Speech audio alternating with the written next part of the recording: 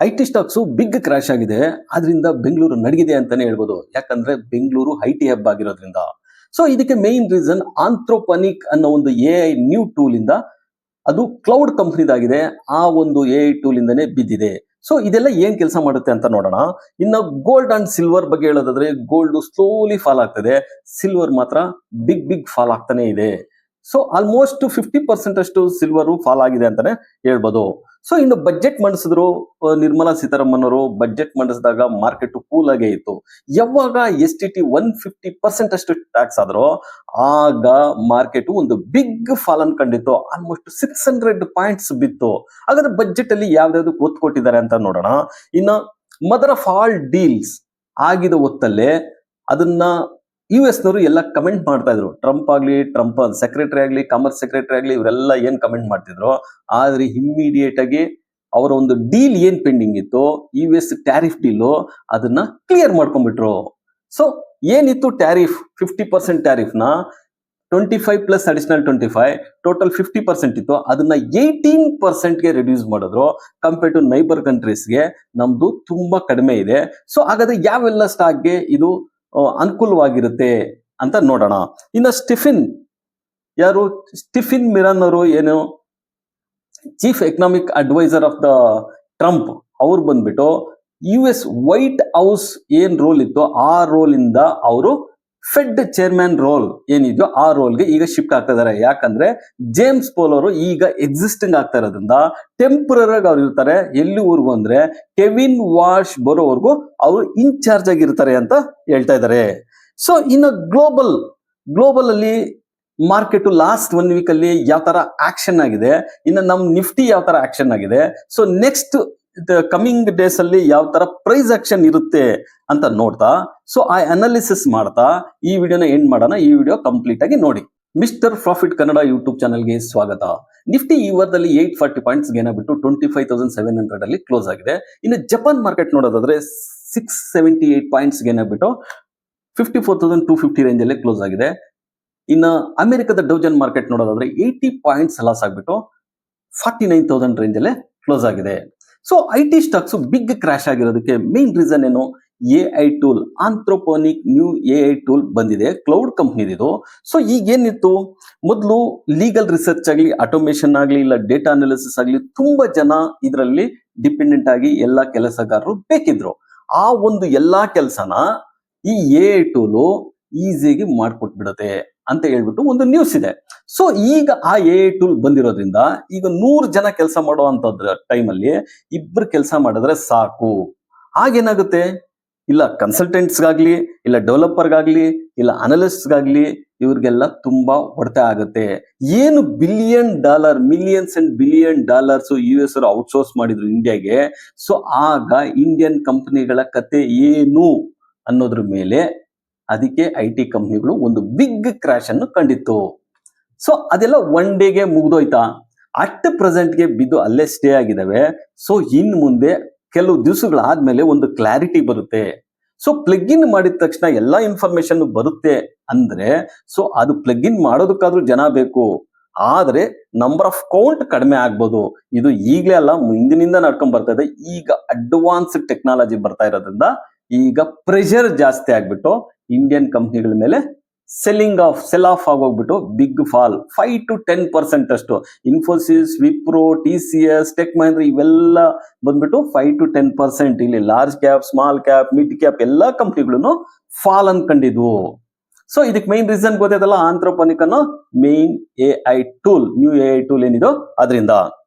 ಇನ್ನು gold and silver ಅಂತ ನೋಡೋದಾದ್ರೆ, ಪ್ರತಿ ಟೈಮು ನಾವು ಮಾತಾಡ್ಕೊಂತಾನೆ ಬಂದಿದೀವಿ, ಗೋಲ್ಡ್ ಅನ್ನೋದು ಒಂದು ಸರಿ ಕ್ರಾಶ್ ಆಗಿ ಅಲ್ಲೇ ಸ್ಟೇ ಆಗ್ಬೇಕು. ಆದ್ರೆ ಇತ್ತೀಚೆಗೆ ತುಂಬಾ ವಾಲಟೈಲಿಟಿ ನಡೀತಾ ಇದೆ.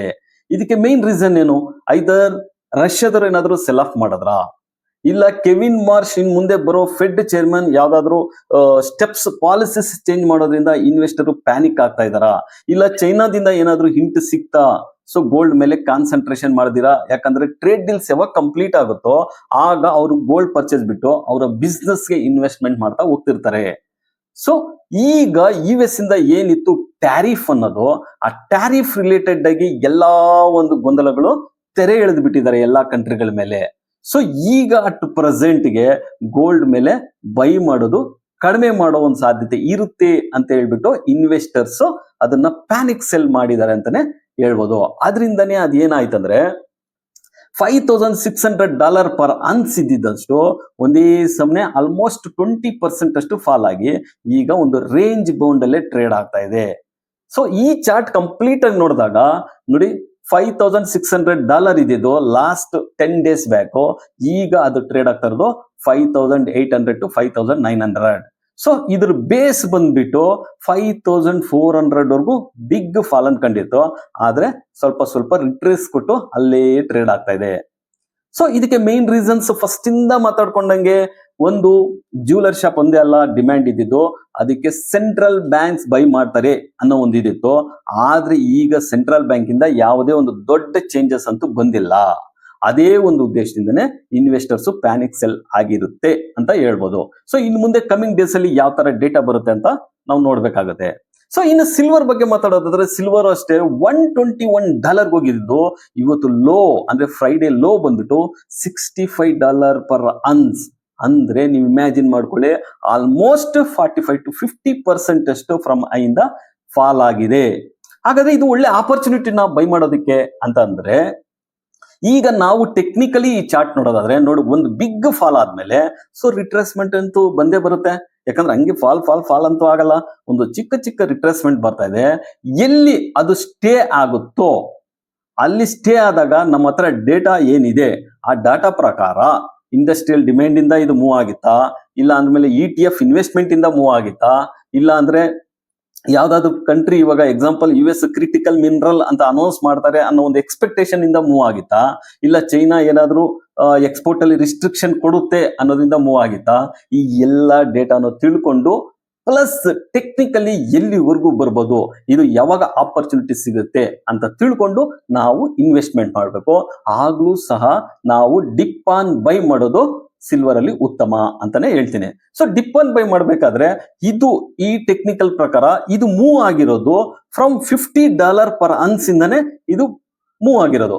ಸೊ ಈಗ ಅಟ್ ಪ್ರೆಸೆಂಟ್ಗೆ $66ಗೆ ಬಂದು ನಿಂತಿದೆ. ಸೊ ಅಂದ್ರೆ $50 ಹತ್ರ ಬಂದು ಅದು ಏನಾದ್ರೂ ಸ್ಟೇ ಆದ್ರೆ ಮಾತ್ರ ಆಗ ನಾವು ಡಿಪ್ ಆನ್ ಬೈ ಮಾಡೋದಕ್ಕೆ ಪ್ರಯತ್ನ ಪಟ್ರೆ ಗುಡ್ ರಿಟರ್ನ್ ಅನ್ನ ನೋಡ್ಬೋದಾಗಿದೆ. ಸೊ ಇದೆಲ್ಲ ಒಂದು ಸಿಲ್ವರ್ ಬಗ್ಗೆ ಒಂದು ಅನಾಲಿಸಿಸ್ ಅಂತಾನೆ ಹೇಳ್ಬೋದು. ಇನ್ನು ಬಜೆಟ್ ಅಲ್ಲಿ ಒಂದು ಮುಖ್ಯವಾದ ಇಂಪಾರ್ಟೆಂಟ್ ಒಂದು ಪಾಯಿಂಟ್ ಇದೆ ಗೋಲ್ಡ್ ಅಂಡ್ ಸಿಲ್ವರ್ಗೆ. Gold and silver gradually import ಡ್ಯೂಟಿನ ಕಟ್ ಮಾಡ್ತಾನೆ ಬಂದಿದ್ದಾರೆ. 15% 6% ಮಾಡಿದ್ರು. ಈ ಬಜೆಟ್ ಅಲ್ಲಿ 2026 ಬಜೆಟ್ ಅಲ್ಲಿ 6% ಇದ್ದಿದ್ದು ಇಂಪೋರ್ಟ್ ಡ್ಯೂಟಿನ 5% ಅಷ್ಟು ಡಿಕ್ರೀಸ್ ಮಾಡಿದ್ದಾರೆ. ಅಂದ್ರೆ 5% 1% ಅಷ್ಟು ಡಿಕ್ರೀಸ್ ಮಾಡಿ 5% ಅಲ್ಲೇ ನಿಲ್ಸಿದ್ದಾರೆ. ಇದು ಸಹ ಗೋಲ್ಡ್ ಬಯರ್ಸ್ಗೆ ಒಂದು ಅಡ್ವಾಂಟೇಜ್ ಅಂತಾನೆ ಹೇಳ್ಬೋದು. ಗೋಲ್ಡ್ ಅಂಡ್ ಸಿಲ್ವರ್ ಇವೆರಡೂ ಸಹ 1% ಅಷ್ಟು ರಿಡ್ಯೂಸ್ ಮಾಡಿ 6% ಇಂಪೋರ್ಟ್ ಡ್ಯೂಟಿ ಏನಿತ್ತು ಅದು 5%ಗೆ ರಿಡ್ಯೂಸ್ ಮಾಡಿದ್ದಾರೆ. ಸೊ ಇದೆಲ್ಲ ಗೋಲ್ಡ್ ಅಂಡ್ ಸಿಲ್ವರ್ಗೆ it's a very important in budget ಅಂತ ಹೇಳ್ಬೋದು. ಸೊ ಇನ್ನು ಬಜೆಟ್ ನಿರ್ಮಲಾ ಸೀತಾರಾಮನ್ ಅವರು 11 ಗಂಟೆವರೆಗೂ ಬಜೆಟ್ ಮಾಡಿಸೋವರೆಗೂ ಏನೆಲ್ಲ ಹೇಳ್ತಾ ಬಂದ್ರು ಅಲ್ಲಿವರೆಗೂ ಮಾರ್ಕೆಟ್ ಕೂಲ್ ಆಫ್ ಆಗಿ ಇತ್ತು. ಯಾವಾಗ ಅವರು STT 150% ಫಾರ್ ಫ್ಯೂಚರ್ಸ್ ಅಂದ್ರು, ಅದ್ರ ಜೊತೆಗೆ ಆಪ್ಷನ್ಸ್ಗೆ 50% ಟ್ಯಾಕ್ಸ್ ಅಂದ್ರು, ಎಕ್ಸ್ಟ್ರಾ ಟ್ಯಾಕ್ಸ್, ಆಗ ಅಲ್ಲಿಂದ ಬಿಗ್ ಫಾಲ್ ಅಂತೂ ಫ್ರೀ ಫಾಲ್ ಆಗೋಯ್ತು. ನಿಫ್ಟಿ ಅರೌಂಡ್ 600 ಪಾಯಿಂಟ್ ಅಷ್ಟು ಬಿಗ್ ಫಾಲ್ ಆಗಿತ್ತು. ಹಾಗಾದ್ರೆ ಬಜೆಟ್ ಅಲ್ಲಿ ಏನ್ ನಿರೀಕ್ಷೆ ಮಾಡಿದ್ರು? ಬಜೆಟ್ ಅಲ್ಲಿ ಪ್ರತಿ ಟೈಮು ನಿರೀಕ್ಷೆ ಮಾಡ್ತಾ ಇದ್ದು ಡಿಫೆನ್ಸ್ ಸ್ಟಾಕ್ ರ್ಯಾಲಿ ಆಗ್ಲಿ, ಇಲ್ಲ ರೈಲ್ವೆ ಸ್ಟಾಕ್ ರ್ಯಾಲಿ ಆಗ್ಲಿ, ಇಲ್ಲ ಅಗ್ರಿಕಲ್ಚರ್ ಪ್ರಾಡಕ್ಟ್ ರ್ಯಾಲಿ ಆಗ್ಲಿ, ಇವೆಲ್ಲ ರ್ಯಾಲಿಗೆ ಎಕ್ಸ್ಪೆಕ್ಟೇಷನ್ ಮಾಡಿ ತುಂಬಾ ಜನ ಇತ್ತು. ಆದ್ರೆ ಯಾವ ರ್ಯಾಲಿನೂ ನೋಡಿಲ್ಲ. ಸೊ ಇಲ್ಲಿ ಬಜೆಟ್ ಅಲ್ಲಿ ಮುಖ್ಯವಾಗಿ ಕಾನ್ಸಂಟ್ರೇಷನ್ ಮಾಡಿದ್ದು ಈ ವರ್ಷ 2026 ಅಲ್ಲಿ MSME ಮತ್ತು ಸೆಮಿ ಕಂಡಕ್ಟರ್ ಮತ್ತು AI ಟೆಕ್ನಾಲಜಿಗೆ ಅಂತಾನೆ ಅರೌಂಡ್ 40,000 crores ನ ಅಲೋಕೇಟ್ ಮಾಡಿದ್ದಾರೆ ಅಂತಾನೆ ಹೇಳಿದ್ದಾರೆ ಬಜೆಟ್ ಅಲ್ಲಿ. ಸೊ ಇದು ಯಾವ ತರ ಇಂಪ್ಲಿಮೆಂಟ್ ಮಾಡ್ತಾರೆ, ಯಾವ ತರ ಮೂವ್ ಆಗುತ್ತೆ ಅನ್ನೋದೇ ತುಂಬಾ ಇಂಪಾರ್ಟೆಂಟ್. ಯಾಕಂದ್ರೆ ಇನ್ನು ಮುಂದೆ ಸೆಮಿ ಕಂಡಕ್ಟರ್ ಅನ್ನೋದು ಏನದು ಇನ್ ಮುಂದೆ ತುಂಬಾ ಇಂಪಾರ್ಟೆಂಟ್ ರೋಲ್. ಯಾಕಂದ್ರೆ ಒಂದು ದೇಶ ಮುಂದುವರಿತಾ ಇದೆ ಅಂದ್ರೆ, ಡೆವಲಪಿಂಗ್ ಆಗ್ತಾ ಇದೆ ಅಂದ್ರೆ ಅದಕ್ಕೆ AI and semiconductor, rare earth metal ಇವೆಲ್ಲ ತುಂಬಾ ಇಂಪಾರ್ಟೆಂಟ್ ರೋಲ್ ಆಗಿರುತ್ತೆ. ಸೊ ಬಜೆಟ್ ಅಲ್ಲಿ ಏನ್ ಬಿಗ್ ಎಕ್ಸ್ಪೆಕ್ಟೇಷನ್ ಏನ್ ಇರ್ಲಿಲ್ಲ. ಓಕೆ, ಏನ್ ಎಕ್ಸ್ಪೆಕ್ಟೇಷನ್ ಇದ್ರೂ ಏನ್ ಬಜೆಟ್ ಅಲ್ಲಿ ಮಾರ್ಕೆಟ್ಗೆ ಯಾವುದೇ ಒಂಥರವಾದಂತ ಒಂದು ಸಪೋರ್ಟ್ ಇರ್ಲಿಲ್ಲ ಅಂತಾನೆ ಹೇಳ್ಬೋದು. ಆದ್ರೆ ಸೆಮಿ ಕಂಡಕ್ಟರ್ ಸೆಕ್ಟರ್ಸ್ ಮಾತ್ರ ನಾವು ಈಗ ಕಾನ್ಸಂಟ್ರೇಷನ್ ಮಾಡಿ ಬೈ ಮಾಡ್ಬೋದು. ಹಾಗಾದ್ರೆ ಸೆಮಿ ಕಂಡಕ್ಟರ್ಸ್ ಕಂಪ್ನಿಗಳು ಯಾವುವು? CG ಪವರ್ ಇರ್ಬೋದು, ಡಿಕ್ಸನ್ ಟೆಕ್ನಾಲಜಿ, ಮಾಸ್ಟಿಪ್ ಇರ್ಬೋದು, ಇನ್ನ ಇವೆಲ್ಲ ಕೇನ್ಸ್ ಟೆಕ್ನಾಲಜಿ, ಇವೆಲ್ಲ ಬಂದ್ಬಿಟ್ಟು ಸೆಮಿ ಕಂಡಕ್ಟರ್ ಸೆಕ್ಟರ್ಸ್ ಇರುತ್ತೆ, ಸೆಮಿ ಕಂಡಕ್ಟರ್ ಸೆಕ್ಟರ್ಸ್ ಅಲ್ಲಿ ಬರುತ್ತೆ. ಸೊ ಇವೆಲ್ಲನು ನಾವು ಬೇಸ್ಡ್ ಆನ್ ಟೆಕ್ನಿಕಲಿ, ಯಾಕಂದ್ರೆ ಇವೆಲ್ಲ ಫಂಡಮೆಂಟಲಿ ಸ್ಟ್ರಾಂಗ್ ಇದಾವೆ, ಅದ್ರ ಜೊತೆಗೆ ಟೆಕ್ನಿಕಲಿ ಎಲ್ಲಿ ಬೈ ಮಾಡ್ಬೇಕಂತ ಚೆಕ್ ಮಾಡ್ಬಿಟ್ಟು ನಾವು ಬೈ ಮಾಡ್ಬೇಕಾಗುತ್ತೆ. ಸೊ ಇನ್ನು ಇದೆಲ್ಲ ಆದ್ಮೇಲೆ ಬಜೆಟ್ ಎಲ್ಲ ಆಯ್ತು, ಸೊ ಒಂದು ಕ್ರಾಶ್ ಆಗಿತ್ತು, ಸ್ಲೋಲಿ ರಿಕವರಿ ಆಗ್ತಾ ಇತ್ತು. ಆಗ ಬಂತು ಏನು, tariff trade deals completion clearance. So Donald Trump ಅವರೇ ಫೋನ್ ಮಾಡ್ಬಿಟ್ಟು ಮೋದಿಗೆ ಅವ್ರು ಹೇಳಿದ್ರು ಟ್ಯಾರಿಫ್ ಕಡಿಮೆ ಮಾಡಿದೀವಿ ಅಂತ ಹೇಳ್ಬಿಟ್ಟು ಗುಡ್ ನ್ಯೂಸ್, ರಾತ್ರಿ ಗುಡ್ ನ್ಯೂಸ್ ಕೊಟ್ಬಿಟ್ರು. ಅದೆಷ್ಟಂದ್ರೆ 18% ಟ್ಯಾರಿಫ್ ಇಳಿಸ್ಬಿಟ್ರು. ಸೊ ಅದರಿಂದ ಮಾರ್ಕೆಟ್ ಬಿಗ್ ಗ್ಯಾಪ್ ಅಪ್ಪೇ ಆಯ್ತು. ಎಲ್ಲಂದ್ರೆ ಎಲ್ಲ ಬ್ಯಾಂಕ್ ನಿಫ್ಟಿ ಮತ್ತು ನಿಫ್ಟಿ ಆಲ್ ಟೈಮ್ ಹೈಯಲ್ಲೇ ಓಪನ್ ಆಯ್ತು, ಆದ್ರೆ ಅಲ್ಲಿ ಸಸ್ಟೈನ್ ಆಗಿಲ್ಲ. ಟ್ರಂಪ್ ಪ್ರತಿ ಟೈಮು ಹೇಳ್ತಿದ್ರು ಇಂಡಿಯಾ ಪ್ರೈಮ್ ಮಿನಿಸ್ಟರ್ ನಮ್ಗೆ ಗುಡ್ ಫ್ರೆಂಡ್ ಅಂತಾನೆ ಹೇಳ್ತಾ ಬಂದಿದ್ರು. ಆದ್ರೆ ಯಾವುದೇ ಒಂದು ಟ್ಯಾರಿಫ್ ಡೀಲ್ಗಳಲ್ಲಿ ಅವರು ಕೆಳಗೆ ಇಳಿದಿರ್ಲಿಲ್ಲ. ಆದ್ರೆ ಯಾವಾಗ mother of all deals complete ಆಯ್ತು, ಅದು 27 ಟ್ರಿಲಿಯನ್ ಅಷ್ಟು 2030ಗೆ ಎಷ್ಟು 27 ಟ್ರಿಲಿಯನ್ ಅಷ್ಟು ಬಿಗ್ ಡೀಲ್ ಆಯ್ತು, ಮದರ್ ಆಫ್ ಆಲ್ ಡೀಲ್ ಅಂತ ಹೇಳ್ತು. ಆಗ ಒಂಥರ ದಿಗ್ಭ್ರಮೆ ಆಗೋಯ್ತು ಟ್ರಂಪ್ ಮತ್ತು ಟ್ರಂಪ್ನ ಆಪ್ತರಿಗೆಲ್ಲ. ಆಗ ಅದು ಎಚ್ಚೆತ್ಕೊಂಡು ಈಗ ಇಂಡಿಯಾ ತುಂಬಾ ಇಂಪಾರ್ಟೆಂಟ್ ರೋಲ್ ಅಂತ ಹೇಳ್ಬಿಟ್ಟು ಟ್ರಂಪ್ ಅವರು ಈ ಟ್ಯಾರಿಫ್ ಡೀಲ್ ನ ಕಡಿಮೆ ಮಾಡಿದ್ದಾರೆ. ಅವ್ರೇನ್ ಸುಮ್ಮನೆ ಕಡಿಮೆ ಮಾಡಿಲ್ಲ, ಅದ್ರ ಜೊತೆಗೆ ಕೆಲವು ಷರತ್ತುಗಳು ಇರ್ತವೆ. ಸೊ ಅವ್ರ ಪ್ರಾಡಕ್ಟ್ ಏನಿದೆ ಆ ಪ್ರಾಡಕ್ಟ್ ಇಂಡಿಯಾಗೆ ಬರ್ಬೇಕಾದ್ರೆ 0 ಟ್ಯಾಕ್ಸ್ ಅಂತ ಹೇಳ್ಬಿಟ್ಟು ಮಾಡ್ಬೇಕು ಅಂತ ಇದ್ ಮಾಡಿದ್ದಾರೆ. ಅದ್ರ ಡಿಸ್ಕಷನ್ ಇನ್ನು ಕಂಪ್ಲೀಷನ್ ಆಗಿಲ್ಲ. ಅದ್ರ ಜೊತೆಗೆ ಅವ್ರು ಏನ್ ಹೇಳ್ತಾ ಇದ್ದಾರೆ, ಈಗ ವೆನ್ಜುಲಾದಿಂದ ಏನಿದೆಯೋ ಆಯಿಲ್ ಪ್ರೊಡಕ್ಷನ್ ಅದು ಇಂಡಿಯಾಗೆ ಇಂಪೋರ್ಟ್ ಮಾಡ್ಕೊಬೇಕು ಅಂತಾನು ಹೇಳ್ತಾ ಇದ್ದಾರೆ. ಸೊ ಈಗ ನಾವು ಆಲ್ರೆಡಿ ರಷ್ಯಾದಿಂದ ತುಂಬಾ ಆಯಿಲ್ ಇಂಪೋರ್ಟ್ ಮಾಡ್ಕೊಂತ ಇದ್ದು ಗ್ರಾಜುಯಲಿ ಡಿಕ್ರೀಸ್ ಮಾಡಿದೀವಿ ಅಂತ ಡೇಟಾ ಬರ್ತಾ ಇದೆ. ಸೊ ಅದ್ರ ಬದಲಾಗಿ ಈಗ ಏನ್ ಹೇಳ್ತಾ ಇದ್ದಾರೆ, ವೆನ್ಜುಲಾದಿಂದ ನೀವು ಇಂಪೋರ್ಟ್ ಮಾಡ್ಕೋಬೇಕು ಅಂತ ಹೇಳ್ಬಿಟ್ಟು ಟ್ರಂಪ್ ಅವರು ಒಂದು ಡಿಮ್ಯಾಂಡ್ ಸಹ ಮಾಡ್ತಿದ್ದಾರೆ ಅಂತಾನೆ ಹೇಳ್ಬೋದು. ಸೊ ಇದೆಲ್ಲ ಏನ್ ಹೇಳುತ್ತಂದ್ರೆ, ಯಾವಾಗ ಅವ್ರಿಗೆ ಅನುಕೂಲವಾಗಿರುತ್ತೋ, ದೊಡ್ಡಣ್ಣನ್ಗೆ ಅನುಕೂಲವಾಗಿರುತ್ತೋ ಆಗ ಮಾತ್ರ ಅವ್ರು ಬಗ್ತಾರೆ, ಇಲ್ಲ ಅಂದ್ರೆ ಅವ್ರು ಬಗಲ್ಲ ಅಂತಾನೆ ಹೇಳ್ಬೋದು. ಸೊ ಇನ್ನು ಫೆಡ್ ಚೇರ್ಮನ್ ಚೇಂಜ್ ಆಗ್ತಾ ಇದ್ದಾರೆ. ಜೇಮ್ಸ್ ಪೋಲರ್ ಇವಾಗ ಎಕ್ಸಿಸ್ಟ್ ಆಗ್ತಾ ಇದ್ದಾರೆ. ಸೊ ಅವ್ರು ಇನ್ಚಾರ್ಜ್ ಆಗಿ ಬರ್ತಾ ಇರೋದೇ ಸ್ಟೆಫಿನ್ ಮೈರಾನ್. ಸೊ ಇವ್ರು ಏನ್ ಬರ್ತಾರೆ, ಅವರು ಎಲ್ಲಿವರೆಗೂ ಇರ್ತಾರೆ ಅಂದ್ರೆ ಕೆವಿನ್ ವಾರ್ಶ್ ಯಾವಾಗ ಚಾರ್ಜ್ ತಗೊಂತಾರೋ ಅಲ್ಲಿವರೆಗೂ ಇವರು ಕಂಟಿನ್ಯೂ ಆಗ್ತಾ ಇರ್ತಾರೆ. ಈಗ ವೈಟ್ ಹೌಸ್ ಅಲ್ಲಿ ಅವರು ಟ್ರಂಪ್ ಎಕನಾಮಿಕ್ ಅಡ್ವೈಸರ್ ಆಗಿದ್ದಾರೆ ಸ್ಟೆಫಿನ್ ಮೈರಾನ್ ಅವರು ಈಗ ಆ ರೋಲ್ ಬಿಟ್ಟು ಫೆಡ್ ಕಡೆ ಮುಖ ಮಾಡಿದ್ದಾರೆ ಅಟ್ ಪ್ರೆಸೆಂಟ್ಗೆ. ಯಾಕಂದ್ರೆ ಟೆಂಪರರಿ ಜೇಮ್ಸ್ ಪೋಲರ್ ಹೋಗೋವರೆಗೂ ಇವರು ಇನ್ಚಾರ್ಜ್ ಆಗಿರ್ತಾರೆ. ಅದಾದ್ಮೇಲೆ ಕೆವಿನ್ ವಾರ್ಶ್ ಏನ್ ಬರ್ತಾರೋ ಅವರು ಯಾವ ತರ ಪಾಲಿಸಿಸ್ ತರ್ತಾರೆ ಅನ್ನೋದೇ ತುಂಬಾ ಇಂಪಾರ್ಟೆಂಟ್ ರೋಲ್ ಆಗಿದೆ. ಸೊ ಯಾವಾಗ ಟ್ಯಾರಿಫ್ ಡೀಲ್ ಆಯ್ತು, ಬಜೆಟ್ ಆಯ್ತು, ಆಗ ರುಪಿ ಗೇನ್ ಆಯ್ತು. ನೋಡಿ, ಇದೇ ಫಸ್ಟ್ ಟೈಮ್ ಅಂತ ಹೇಳ್ಬೋದು. ಲಾಸ್ಟ್ 1 year ಅಲ್ಲಿ ನೋಡಿದ್ರೆ 2 rupees ಗೇನ್ ಆಗಿರೋದು ಇದೇ ಫಸ್ಟ್ ಟೈಮ್ ಅಗೇನ್ಸ್ಟ್ ಡಾಲರ್ ಅಂತಾನೆ ಹೇಳ್ಬೋದು. ಪ್ರೀವಿಯಸ್ಲಿ 92 ಮಾರ್ಕ್ ಅಲ್ಲಿ ಏನ್ ಟ್ರೇಡ್ ಆಗ್ತಾ ಇತ್ತು ರುಪಿ, ಈಗ ಅದು 90.50 ರೇಂಜ್ ಅಲ್ಲೇ ಟ್ರೇಡ್ ಆಗ್ತಾ ಇದೆ ಅಂತಾನೆ ಹೇಳ್ಬೋದು.